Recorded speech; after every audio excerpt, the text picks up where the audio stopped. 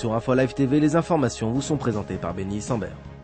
L'état d'alerte a été élevé dans toutes les ambassades israéliennes à travers le monde. Cette mesure intervient suite aux craintes de représailles iraniennes après la disparition en Turquie d'un général iranien à la retraite qui aurait eu dans les mains des informations concernant le sort du pilote israélien Ron Arad. Selon Téhéran, la CIA et le Mossad seraient responsables de la disparition du général iranien. L'État hébreu a démenti toute implication dans cette affaire. Israël serait le pays le plus dangereux pour la stabilité du monde. Selon un récent sondage effectué par la BBC sur un panel de plus de 28 000 personnes, le pays le plus dangereux pour la stabilité du monde est l'État hébreu, qui dévance de peu dans l'ordre l'Iran, les États-Unis et la Corée du Nord. En tête des États qui contribuent à la stabilité du monde se trouvent le Canada, le Japon, l'Union européenne et la France.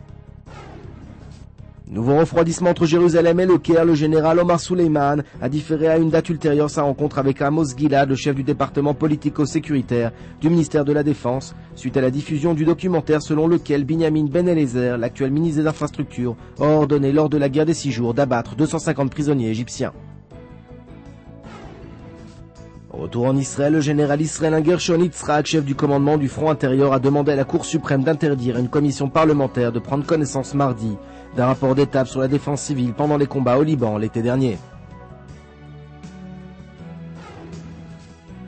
Plus de 50 ans après la fin de la guerre de Corée, les États-Unis et la Corée du Nord ont entamé lundi des négociations historiques en vue d'établir des relations diplomatiques suite à l'engagement de Pyongyang de démanteler son programme d'armement nucléaire.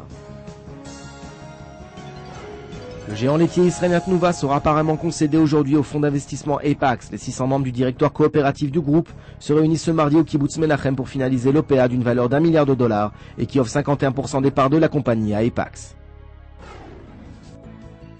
Sport pour finir, l'équipe de basket Hapoel Jérusalem rencontrera ce soir l'équipe de Jelznik à Belgrade dans le cadre du match retour des quarts de finale de la prestigieuse Coupe d'Europe ULEB. L'équipe israélienne entend conserver son avantage de 9 points gagné lors du match aller. Votre programme sur InfoLive TV, c'est un entretien avec le promoteur des travaux de la Porte des Maghrébins à Jérusalem. Et puis un sujet original sur le projet des travaux de la mer Morte, un projet pharaonique. Enfin, découvrez les festivités de Pourim entre le safari de Ramat Gan et le carnaval de Cholon. La suite en information sur InfoLive TV. Aujourd'hui, le monde entier parle d'Israël.